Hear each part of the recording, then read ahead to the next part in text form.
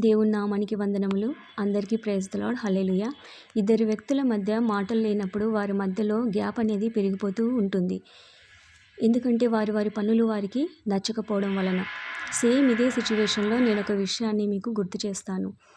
అదేంటంటే దేవునికి మనుషులకి మధ్యలో కూడా మనుషులు చేసే తప్పులు దేవునికి నచ్చకపోవడం వలన, మనుషులు వారి ఇచ్ఛానుసారంగా జీవించడం వలన, దేవుని దగ్గరికి వెళ్ళకపోవడం వలన దేవునికి మనుషులకి మధ్యలో గ్యాప్ పెరిగిపోయింది. అది 1, 2 కాదు, 400 సంవత్సరాలు పెరిగిపోయింది.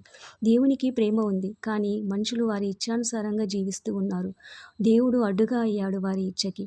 మరి వీరిద్దరి మధ్యలో సమాధానం కావాలి అనంటే మధ్యవర్తి కావాలి. ఆ మధ్యవర్తే యేసుక్రీస్తు.